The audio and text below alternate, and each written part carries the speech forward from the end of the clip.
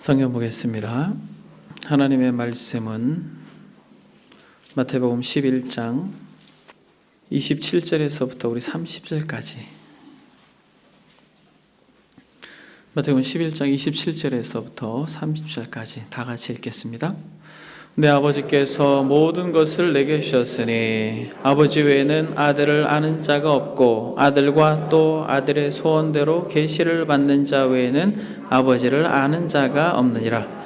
수고하고 무거운 짐진 자들아 다 내게로 오라. 내가 너희를 쉬게 하리라.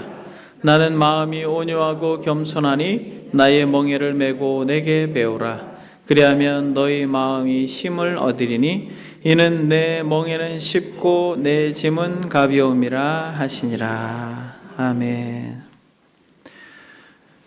원하기는 여러분들의 삶이 지치고 아무리 버거워도 이 시간 주의 영께서 여러분들의 마음의 위로와 또 소망을 주는 복된 시간이 되기를 바랍니다.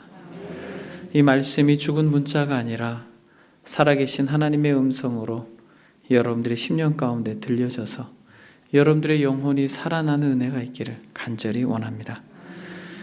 지난 시간에 우리는 예수 그리스도의 온유에 대하여 말씀을 나누었습니다. 저와 여러분들이 주님의 온유를 조금 더 배울 수만 있다면 우리의 삶이 지금보다는 조금 더 가벼워질 것을 믿습니다. 여러분, 온유가 무엇이라고 말씀드렸습니까?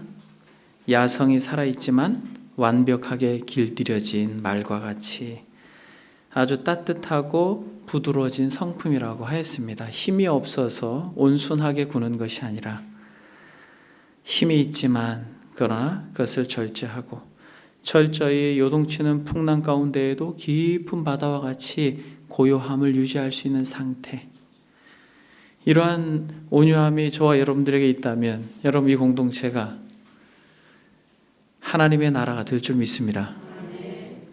땡벌처럼 그저 쏴대는 그러한 온유함이 결여된 사람이 아니라 마치 사자와 같이 여유가 있는 마음으로, 그렇게 말고의 길을 급하게 자른 베드로와 같지 않고 자신을 팔아 넘기기 위해서 많은 무리들과 함께 칼과 몽둥이를 가지고 나온 그 가룟 유다를 향하여서 너가 하려고 하는 것을 그대로 하라 라고 말씀할 수 있었던 우리 주님과 같은 오용함이 저에게도 여러분들에게도 있기를 바랍니다.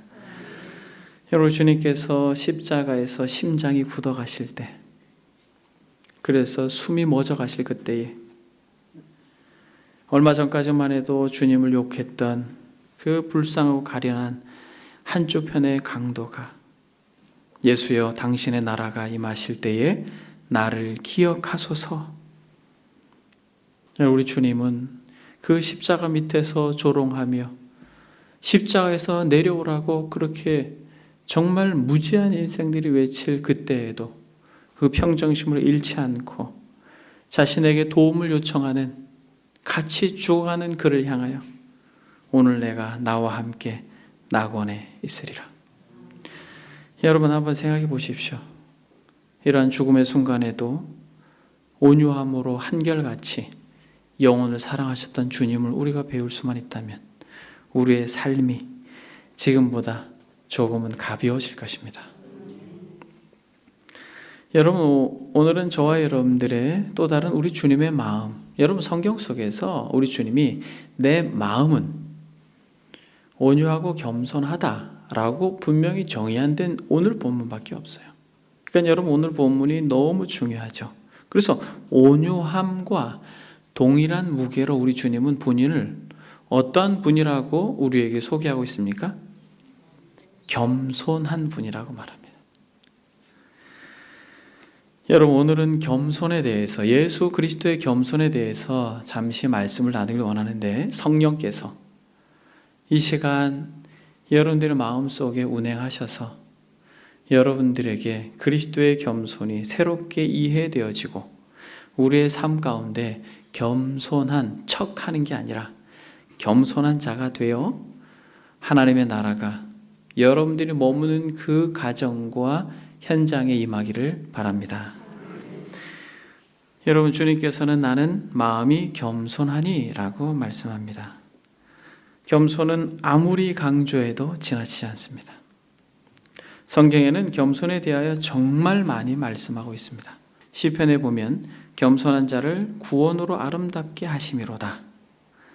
또 잠언에서 지혜자가 겸손은 존귀의 길잡이다 이렇게 말합니다. 바울은 에베소서에서 모든 겸손과 온유로 하고 오래 참음으로 사랑 가운데 서로 용납하라 라고 말합니다. 그러니까 여러분, 그리스도인에게 있어서 겸손은 선택이 아니라 이건 필수인 것이에요. 절대적인 것입니다. 그래서 어거스틴은 한때 신앙에 있어서 가장 본질적인 것이 무엇이냐라고 말할 때는 첫째로 본질적인 것도 겸손이요, 둘째도 겸손이요, 셋째도 겸손이다 이렇게 이야기했습니다. 여러분, 가장 겸손한 그리스도인이 가장 고상한 그리스도인이요, 겸손하면 겸손할수록 그는 하나님과 가까이 있는 사람인 것입니다. 신앙생활을 하면 이런 사람들을 종종 보게 됩니다. 탁월한 은사를 가지고 있는 사람들이 마치 하나님과 가까울 것이라고 착각을 하죠. 여러분, 그렇지 않습니다. 탁월한 은사를 드러내도 그가 거듭나지 않은 자일 수도 있다는 것을 우리는 알아야 됩니다. 그러나 하나님과 가까이 있는 사람은 겸손한 사람이에요. 그런 의미에서 저와 여러분들이 이 예수 그리스도의 겸손을 배우는 것은 너무 중요해요. 또 듣고 또 듣고 또 들어도 여러분, 우리는 이 겸손에 대해서 배워야 할 그 분명한 이유가 있는 것입니다. 여러분, 그럼 겸손이 무엇입니까? 사전적인 의미로 겸손은 남을 높이어 귀하게 대하고 남을 귀하게 대하는 거예요. 남을 높이는 것입니다. 그리고 내 자신을 낮추는 태도예요. 이것이 겸손입니다. 근데 우리 주님께서 나는 마음이 온유하고 겸손하니 라고 말씀하실 때의 이 겸손은 이런 어떤 단순한 사전적 의미를 훨씬 넘어선 개념으로 오늘 본문에서 말씀하고 있는 것입니다. 주님께서 나는 겸손하다, 마음이 겸손하다라고 말할 때의 의미를 우리가 이해하려면 이 단어가 쓰인 많은 곳에 쓰이지 않았습니다. 이 단어가 쓰인 몇 구절들을 살펴보면 되는데, 대표적으로 누가복음 1장에 보게 되면 마리아의 찬가가 나옵니다. 엘리사벳을 만나서 태중에 있는 그리스도에 대한 감격으로 인하여서 노래를 하죠. 그때 누가복음 1장 52절에 권세 있는 자들을 그 위에서 내리치셨으며 비천한 자를 높이셨다라고 말할 때 비천한 자라고 하는 단어로 이 겸손이라는 단어를 동일하게 씁니다. 비천한 자인 것이죠. 그러니까 여러분, 이렇게 해석할 수 있는 것이죠. 나는 마음이 온유하고 비천하니. 이렇게 우리가 겸손이라는 단어를 이해할 수 있는 것입니다. 그리고 바울은 로마서 12장에 높은 데 마음을 두지 말고 도리어 낮은 데 처하여 라고 말할 때 낮은 데라고 하는 것이 동일한 단어입니다. 고린도후서에서 바울은 또 그러나 낙심한 자들을 위로하신 하나님이라고 할 때 낙심한 자, 이것이 동일한 단어인데, 여기서 낙심한 자라고 하는 것을 개역 한글 성경에는 비천한 자들을 위로하시는 하나님이라고 동일하게 비천한 자라는 표현을 쓰고 있는 것입니다. 그러니까 여러분, 지금 우리 주님께서 사용하신 이 겸손이라고 하는 개념의 의미가 뭐예요? 예수님은 어떤 분이라는 거예요? 비천한 자라는 거예요. 비천한 자라는 것입니다. 겸손이라고 하는 이 개념은 철저히 비천하다라고 하는 것에 대한 존재의 인식이에요. 그러니까 어떤 도덕적 성품 그 이상의 것입니다. 겸손한 척 하는 게 아니에요. 여러분, 이게 되게 중요한 개념입니다, 여러분. 신앙생활을 하다 보면 겸손한 사람도 있고 겸손한 척 하는 사람도 있습니다. 온유한 사람이 있고 온유한 척 하는 사람이 있어요. 여러분들은 겸손한 사람이 되길 바랍니다. 이 겸손한 척 하는 것이 아니라 그냥 비천하다라고 하는 것에 대한 철저한 존재 인식이에요. 이 당시에 사용되었던 이 헬라어 단어, 겸손이라는 단어가 그런 의미라는 것입니다. 주보에 보게 되면 겸손의 의미를 찰스 스펄전이라고 하는 탁월한 설교자가 이렇게 설명해내고 있습니다. 그리스인들은 호전적이고 허세를 부리는 민족이었고 또 오욕을 참는다는 것은 더러운 치욕으로 생각했기 때문에 겸손이라고 번역된 이 말이 그들에게는 밑바닥 상태 혹은 비참함으로 이해되었을 것입니다. 크세노폰도 여기서 그리스 역사가입니다. 크세노폰도 이런 의미로 이 말을 사용했습니다. 이교도 그리스도인에게는 이 말이 밑바닥에 가까이 위치한 비열한, 경멸할 만한 이란 뜻으로 이해될 것입니다. 그런데 우리 구주께서는 죄인들이 그와 같이 잘못 이해할 말로써 죄인들이 그와 같이 그리스 사람들이 그렇게 잘못 이해할 말로써 지극히 낮추어 자신을 나타내고 있는 것입니다. 지금이라도 싸울 줄 모르고 불평 없이 고통을 감수하는 사람을 보면 지금 현대인들도 싸울 줄 모르고 불평 없이 고통을 감수하는 사람들을 보면 어떤 사람 그 사람을 정신 나갔고 경멸을 받을 만하다고 생각합니다. 그런데 예수님은 세상이 경멸하는 이것으로 자신의 특징을 삼으신 것입니다. 주님은 스스로 높이지 않습니다. 주님은 겸손하시며 교만한 자들이 아주 무시하는 그런 낮은 계급의 사람들과 교제하십니다. 주님은 명성을 원치 않으셨고 자신의 종의 형체와 같이 하셨습니다. 여러분 지금 겸손이라는 단어가 여러분들의 정서적으로 좀 이해되어져야 되는 것이에요. 주님께서 나는 마음이 겸손하다라고 말할 때는 저와 여러분들이 어떤 개념 속에 가지고 있는 도덕적 의미로서의 겸손을 말하고 있는 게 아니라는 거예요. 우리 주님이 나는 겸손하다라고 말할 때는 그는 존재론적으로 아주 철저히 비천한 자다라고 하는 자각을 가지고 있는 것이에요. 정말 사람들은 자기는 괜찮은 사람이고 대단한 사람이고 좋은 사람이고 훌륭한 사람인데 그렇지 않은 것처럼 굽신거리고 겸손한 척하는 것을 의미하는 게 아니에요. 이것을 배우라는 것입니다. 땅바닥에 가까이 위치한 경멸받을 만한 상태에 그 당시에 사람들이 겸손이라는 단어를 딱 들었을 때는 아주 무시하고 경멸을 받아 마땅한 땅바닥에 붙어있는 사람과 같은 존재인식을 본인에게 이 단어를 사용하고 있는 것입니다. 그 사람이 실제 그렇기 때문에 그렇게 얘기해도 상처가 되지 않는 거예요. 여러분 이것이 여러분들에게 성령께서 역사하셔서 이 정서가 이해되기를 바랍니다. 주님께서 나는 마음이 겸손하니 내게 와서 배우라 라고 말할 때 이 겸손은 우리가 생각하고 있는 이 겸손의 개념을 훨씬 넘어선 것이에요. 겸손한 척하는 게 아니라 겸손하신 것입니다. 그래서 겸손한 척하는 사람들은 그 겸손한 척함으로 칭송받고 자신의 이미지를 새롭게 구축하려고 합니다. 정치인들이 주로 그렇게 많이 하죠. 여러분 스펄전 목사님 당시에도 그런 사람들이 많이 있었습니다. 이 중세 서방교회의 주교였던 한 사람을 빗대어서 목사님께서 이런 글을 쓰셨습니다. 주님은 권력을 얻기 위해 겸손한 채 흉내내는 사람과 같지 않습니다. 이것은 토마스 아베케트에게 적당한 말입니다. 그는 가장 겸손한 채하여 매일 아침마다 13명의 거지들의 발을 씻어 주었습니다. 그러나 이것은 그 자체가 교만한 것입니다. 그는 가장 겸손한 자로 자처하고자 했지만 실은 가장 교만한 자입니다. 많은 사람들은 가식된 매너로 모든 교만을 숨기어서 겸손을 흉내냅니다.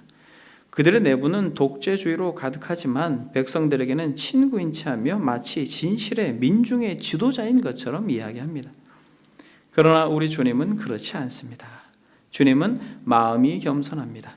주님께 있어서 가난한 자와 죄인들과 교제하는 것은 생색을 내는 것이 아니라 그들과 같은 처지에서 그들의 슬픔을 위로하셨습니다. 주님은 억지로 교만한 마음을 겸손한 채 한 것이 아니라 진정 죄인들의 친구가 되셨습니다. 나는 마음이 겸손하니라고 말할 때 나는 대단한 사람이에요. 나는 괜찮은 사람이에요.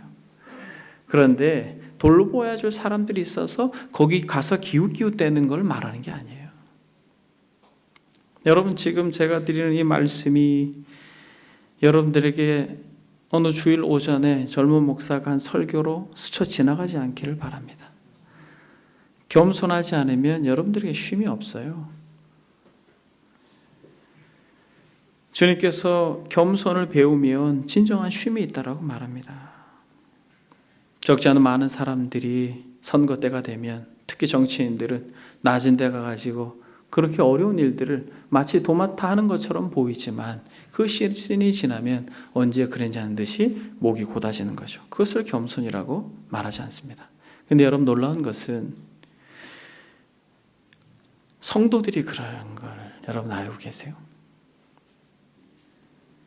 특히 무언가를 맡아서 직분을 감당하려고 하는 사람들이 꼭 이런 태도를 보이는 것이에요. 목사를 비롯해서. 그래서 여러분, 저도 그렇고 여러분들도 그렇고 정말 주님께 가서 겸손을 배워야 할 것입니다. 여러분, 성경에 구체적으로 이 주님의 겸손을 아주 잘 묘사한 표현이 있어요.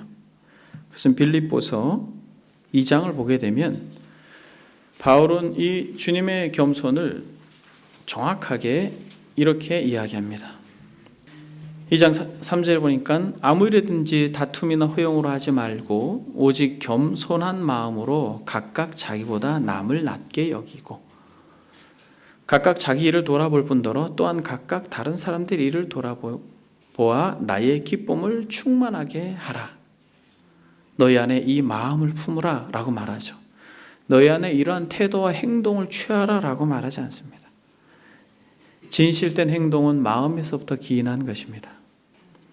너희 안에 이 마음을 품으라 곧 그리스도 예수의 마음이니 그는 근본 하나님과 본체시나 하나님과 동등됨을 취할 것으로 여기지 아니하시고 오히려 자기를 비워 종의 형체를 가지사 사람들과 같이 되셨고 사람의 모양으로 나타나사 자기를 낮추시고 죽기까지 복종하셨으니 곧 십자가에 죽으심이라.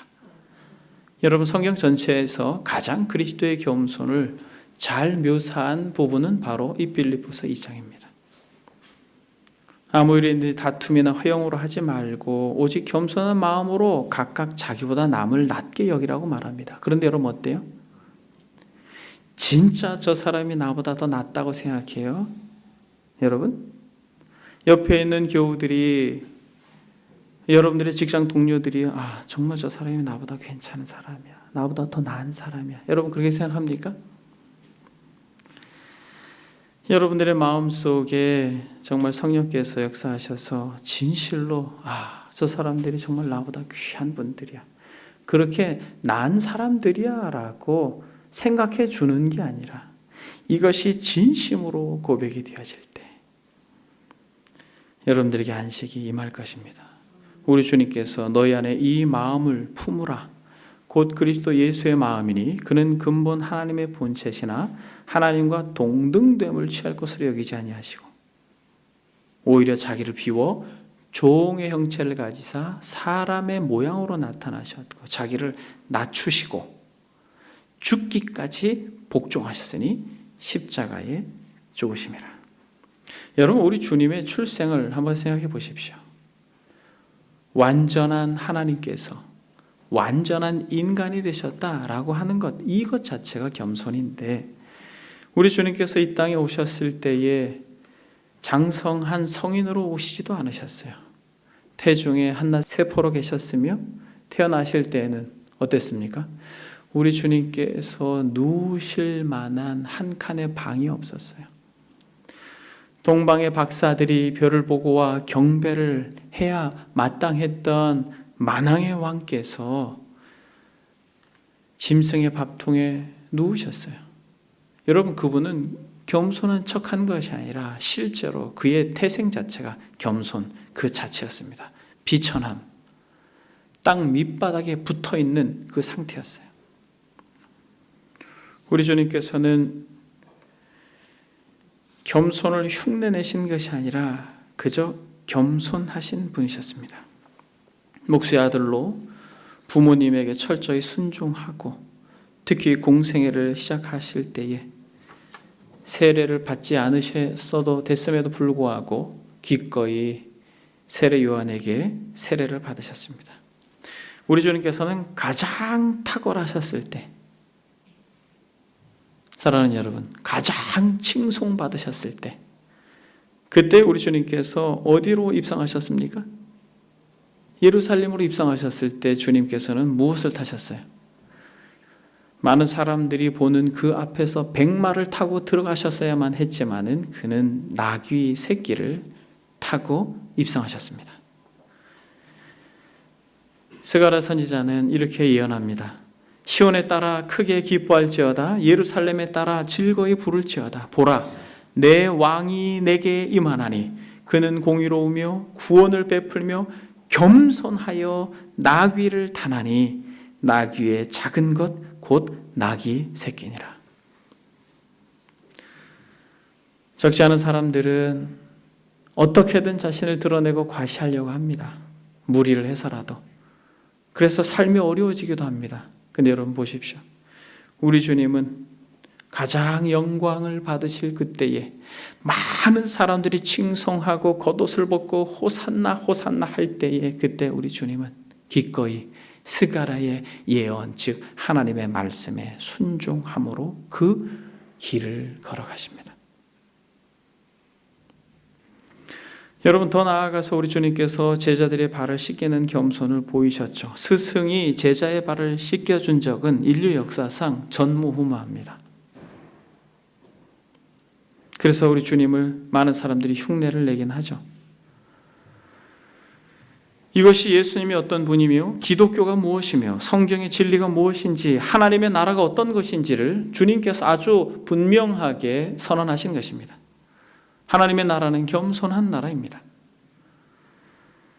인자가 온 것은 섬김을 받으려 함이 아니라 도리어 섬기려 하고 자기 목숨을 많은 사람의 대속물로 주려 함이라 라고 말합니다. 여러분 이것은 기독교의 핵심이에요. 겸손은 그저 윤리적 이 성품을 하나 탑재하는 것이 아니에요, 여러분. 이것은 기독교의 존재의 이유인 것입니다. 사랑하는 여러분, 우리 주님께서 이 겸손하시다, 나는 정말 땅바닥에 붙어있는 자다, 비천한 자다라고 하는 철저한 어떤 존재론적 겸손을 고백한 그분은 이 겸손이 어떻게 드러나요? 여러분 이것으로 여러분들이나 제가 겸손한지 겸손하지 않은지 알 수 있습니다. 여러분 하나님과 동등되셨던 분이 아주 땅바닥에 붙어서 비천한 자가 되셔서 하나님 아버지의 말씀을 기꺼이 순종하심으로 그분의 겸손은 꽃피워집니다. 그는 근본 하나님의 본체시나 하나님과 동등됨을 취할 것으로 여기지 아니하시고 자기를 비워 종의 형체를 가져 사람과 같이 되셨고 사람의 모양으로 나타나셨으며 자기를 낮추시고 죽기까지 복종하셨으니 곧 십자가에 죽으심이라. 여러분 자녀들이 교만한가 교만하지 않는가를 무엇으로 알 수 있어요? 그렇죠, 여러분. 부모님 말씀을 잘 들으면 그는 겸손한 자녀입니다. 여러분 성도들이 겸손한지 교만한지 어떻게 알 수 있어요? 그렇게 이야기하면 곤란하고 그거 제가 의도한 것 같잖아요. 그게 아니고 교회가 하자고 하는 방침에 따라서 그것을 기쁨으로 같이 그 길을 가는, 여러분 그렇게 구분되어지는 것이에요. 우리 주님께서는 하나님과 동등되셨지만은 철저히 순종하심으로 그의 겸손을 꽃피우셨어요. 제자의 발을 씻겨주신 것, 나귀를 타신 것, 세례를 받으신 것, 여러분 그런 겸손한 태도는 결국 십자가에서 친히 자신의 목숨을 내어주시기 위한 예표인 것이에요. 그래서 여러분 겸손은 결국 동등한 권세와 동등한 영광을 가지고 계셨던 그 하나님의 말씀에 기꺼이 죽기까지 복종한 순종으로 드러나게 된 것입니다. 그러므로 여러분들이 겸손한지 겸손하지 않은지 여러분, 그것은 분명하게 알 수 있는 시금석을 이렇게 보여주시는 것이에요. 순종으로 맞물려 있는 것입니다. 여러분, 누가 주님을 더 깊이 사랑하고 그분과 교제할 수 있습니까? 여러분, 누가 하나님의 사랑을 더 풍성하게 누리고 맛볼 수 있습니까? 여러분, 겸손한 자예요. 여러분, 아무리 비가 많이 왔어도 등산을 해보시면 여러분 알겠습니다만 이 산 밑에는 물이 콜콜콜 넘쳐요. 그런데 높이 올라가면 올라갈수록 물이 말라 있어요. 교만한 자들에게는 아무리 홍수와 같이 쏟아지는 하늘의 은혜의 단비가 부어졌어도 그의 마음은 말라 있는 것이에요. 드라이한 것입니다. 여러분, 불평하고 원망이 그 안에 가득한 것이에요. 여러분, 한번 생각해 보십시오. 겸손한 자에게 하나님께서 은혜를 베풀어 주시는 것입니다. 겸손한 자를 하나님께서 존귀하게 여긴다라고 말해요. 겸손한 자에게 구원을 베풀어 준다라고 말합니다. 여러분, 겸손, 그것은 하나님 나라의 질서이며 하나님 나라의 윤리인 것이에요. 예수 그리스도, 그분은 겸손한 척 하신 것이 아니라 어느 정도 겸손하게 행동하신 것이 아니라 겸손 그 자체셨습니다. 여러분, 어떻게 겸손을 배울 수 있을까요? 여러분, 어떻게 겸손을 배울 수 있을까요? 저와 여러분들은 겸손을 배워야 되는 것이에요. 수고하고 무거운 짐진 자들아 다 내게로 오라. 내가 너희를 쉬게 하리라. 나는 마음이 온유하고 겸손하니 내게 와서 배우라라고 말합니다. 그러면 쉼을 얻을 거라는 것이에요.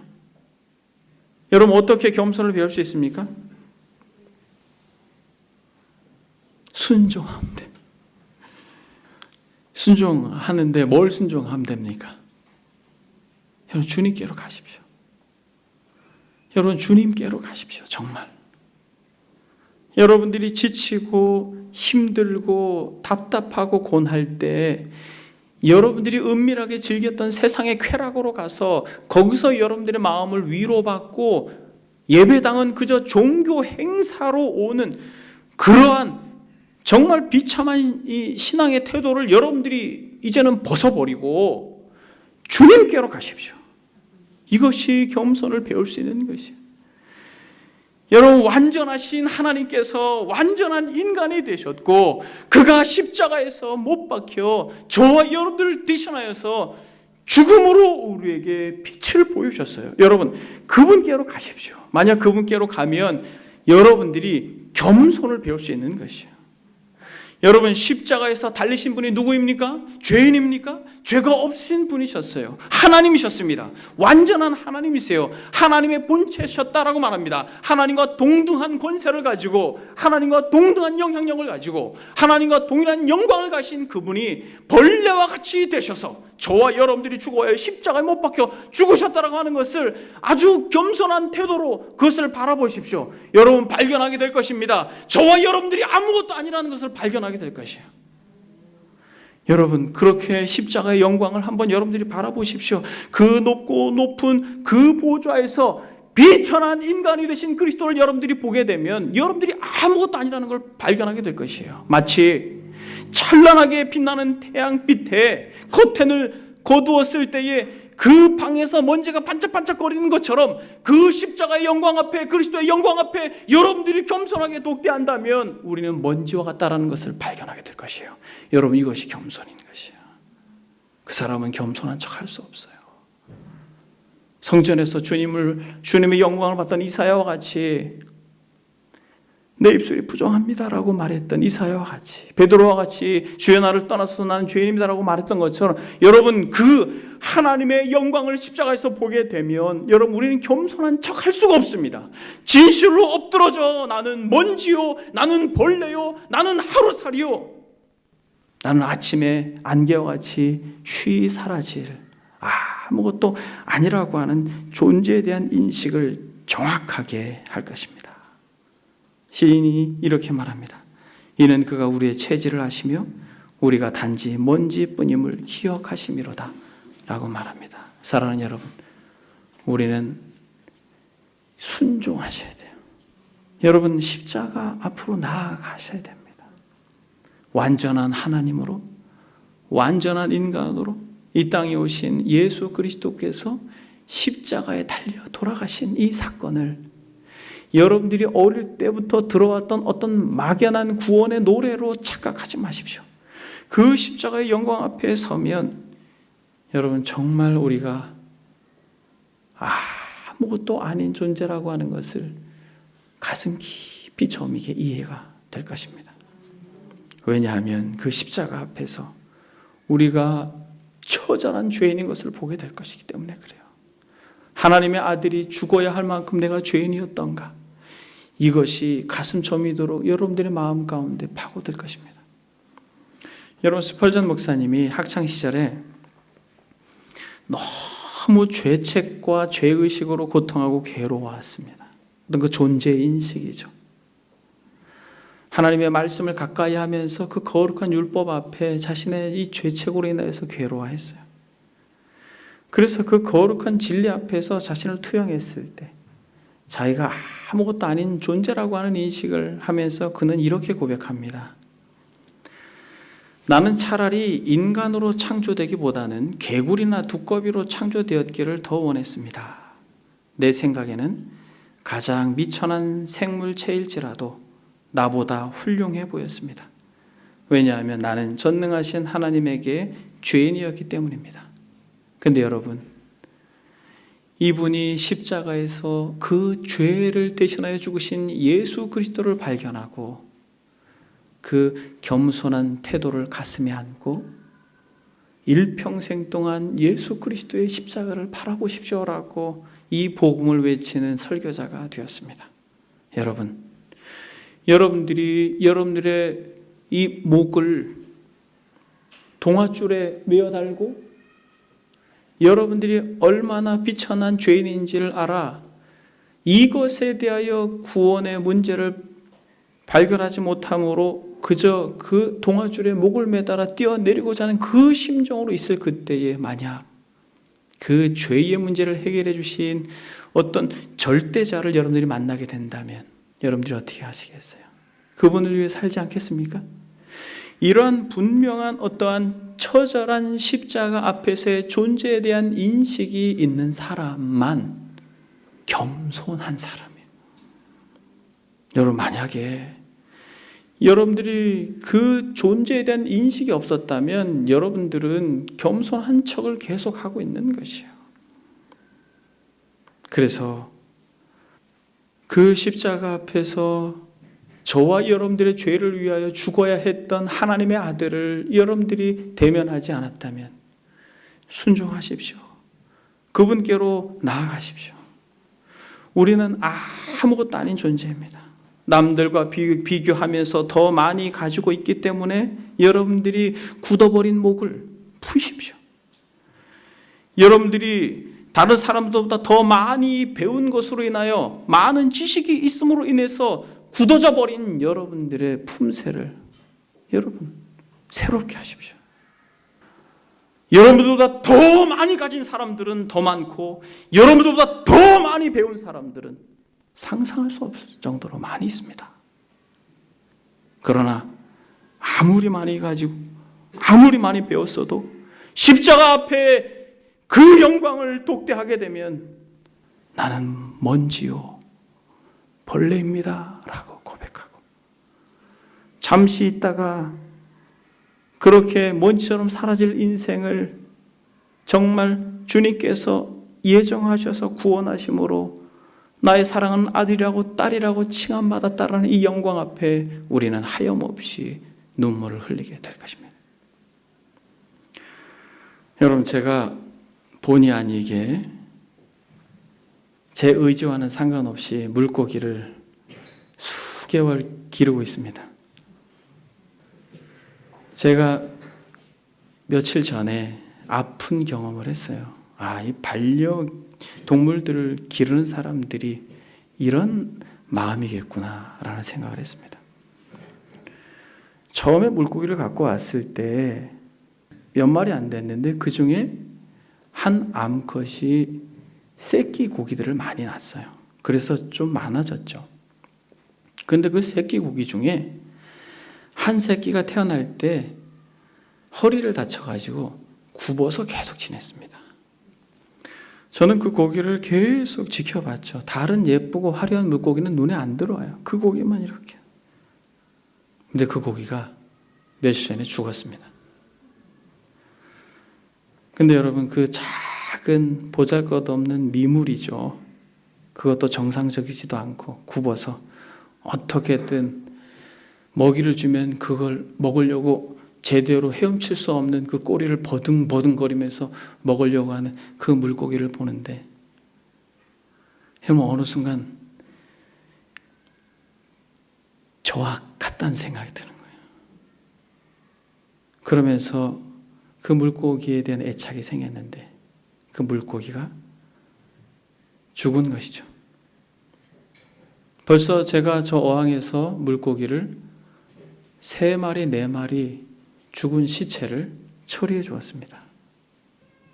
여러분, 이 큰 지구라는 어항에서 바글바글바글 대는 그런 조그마한 물고기들이 이렇게 잘났다고 이렇게 다니는 거 아니에요, 여러분?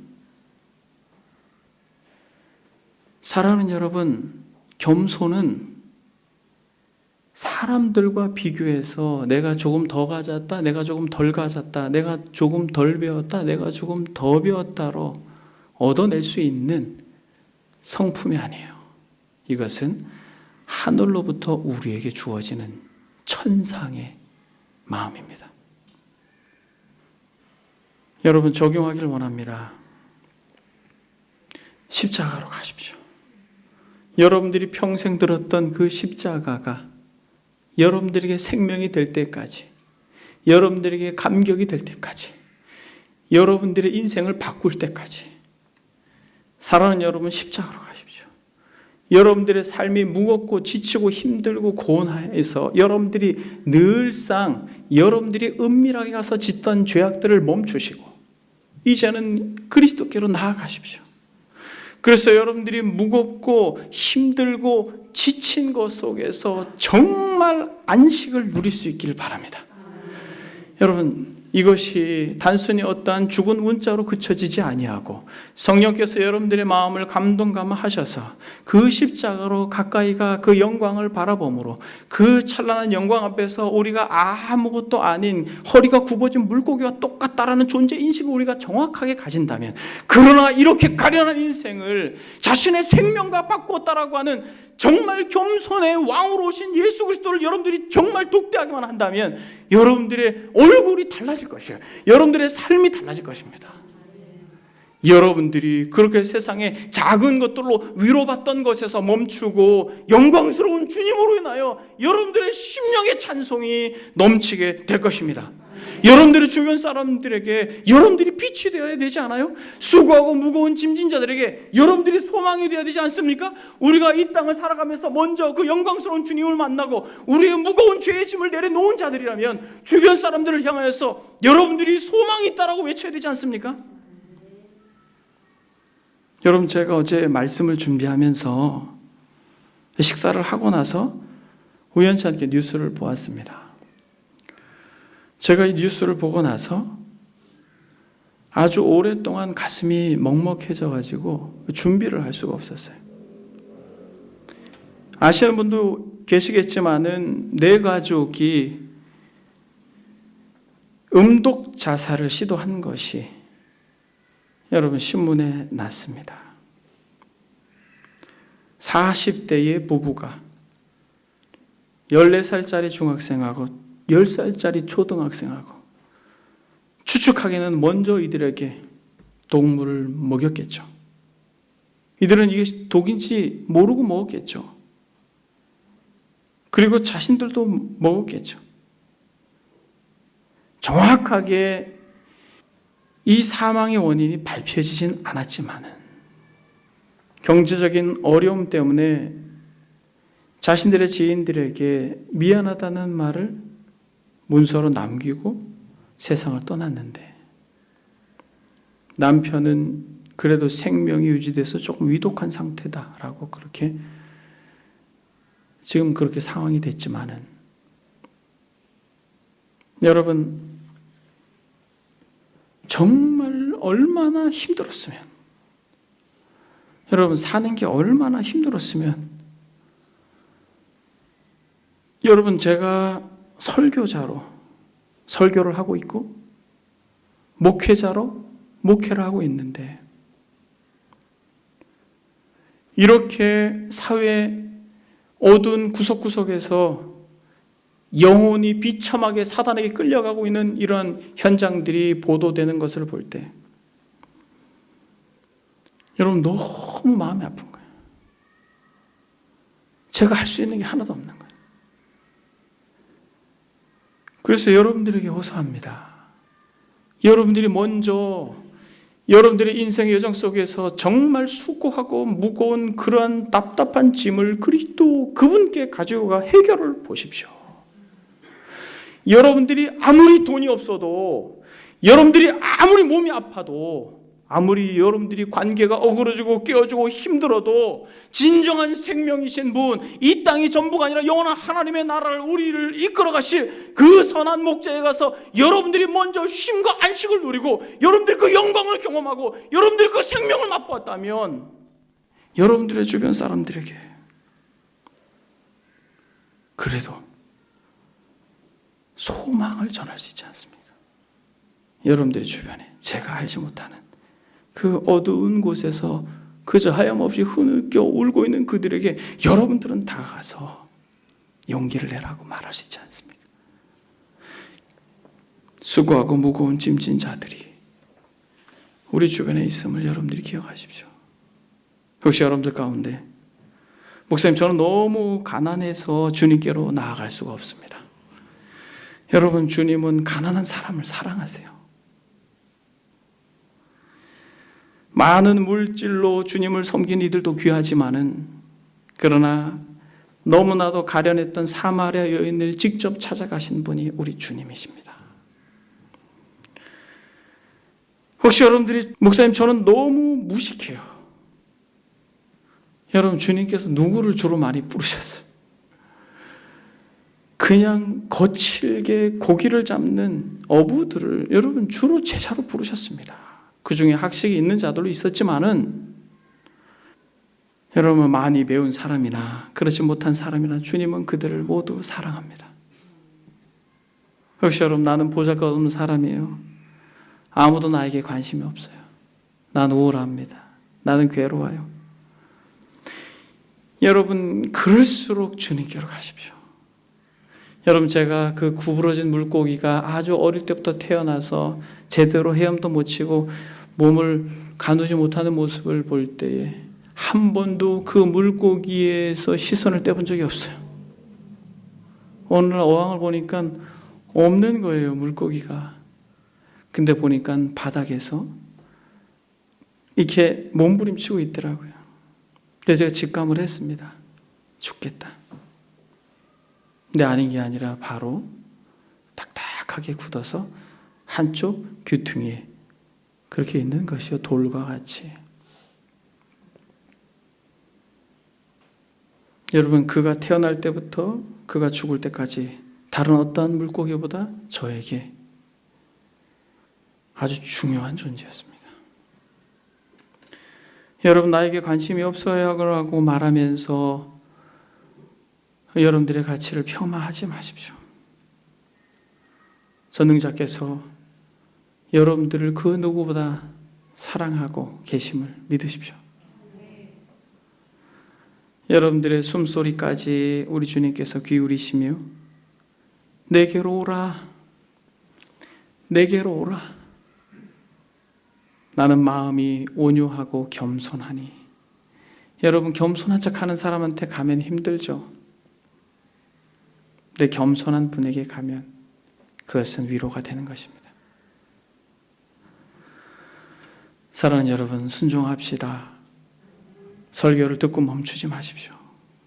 코로나로 인하여서 여러분들의 마음이 많이 흐트러졌다면 다시 평소에 읽던 성경을 다시 들고 읽으십시오. 여러분들의 평소에 그렇게 찾아갔던 기도의 골방으로 여러분들이 나아가십시오. 그래서 다시 한번 그리스도께로 가서 여러분들이 안식을 누리고 여러분들이 쉼을 누리고 여러분들이 소망을 발견하고 여러분들이 주변 사람들에게, 저도 그렇고 여러분들도 그렇고, 빛이 되기를 바랍니다. 여러분, 저는 E.M. 바운주의 겸손이라고 하는 글을 읽고 마치도록 하겠습니다. 저는 이 글이 너무 마음에 들어요. 겸손이라는 글입니다.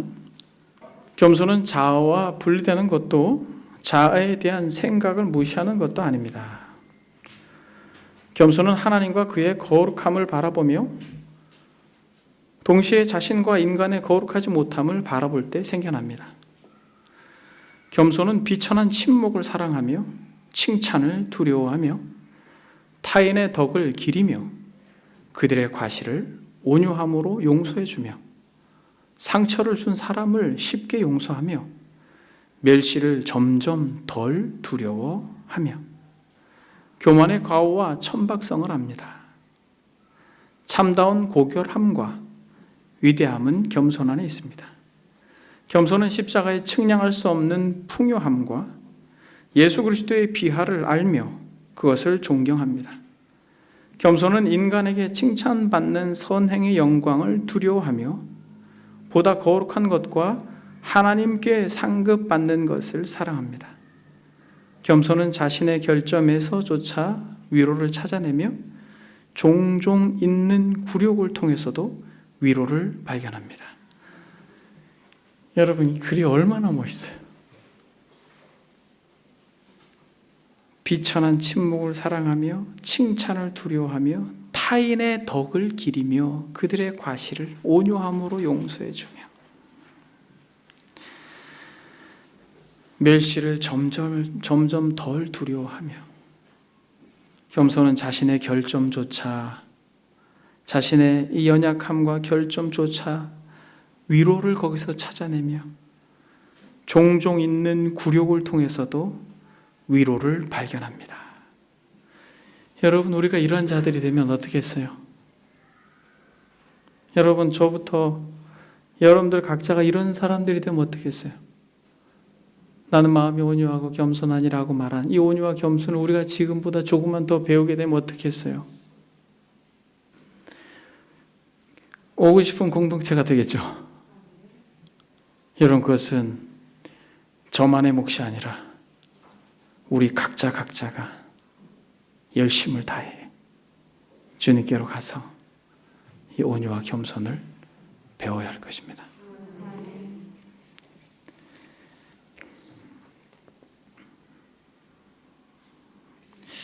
기도하겠습니다.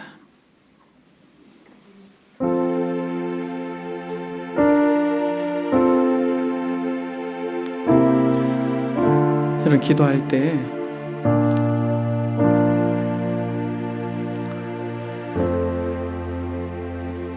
여러분들의 지난 날들의 어떤 신앙의 모습과 태도들을 한번 돌아봐 보십시오.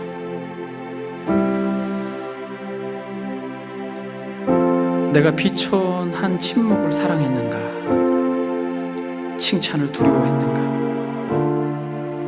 타인들의 과실을 온유함으로 용서해 주었는가? 멸시를 점점 이제 덜 두려워했는가? 예수 그리스도의 비하를 정말 아는가? 나의 결점조차 나에게 위로가 되는가? 가끔 받는 굴욕을 통해서도 위로를 받는가? 여러분, 그렇지 않다면 주님께 나아갑시다. 겸손함을 가르쳐 달라고. 그래서 저부터 여러분들부터 겸손하여서 우리의 주변 사람들이 안식을 누릴 수 있는 은혜를 달라고 이 시간 다 같이 들은 말씀 생각하면서 기도하겠습니다. 기도합니다.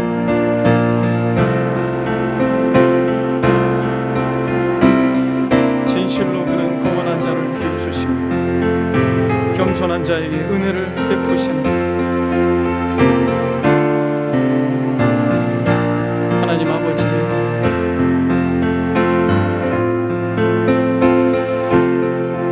우리 교만함을 긍휼히 여겨주시고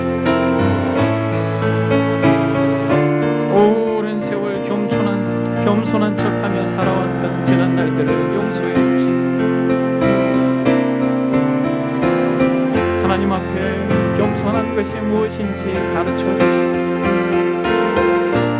우리 사랑하는 권속들 삶의 무게로 지치지, 경제적인 어려움으로 고나요 좌절하지 않고, 너무 몸이 아파 신음하지 않고, 예수의 그 영광스러운 그 낮아지심의 그 영광을 바라보며 우리도 비천한 척하지 아니하고 비천한 자인 것을, 먼지와 같은 존재인 것을 우리가 알고,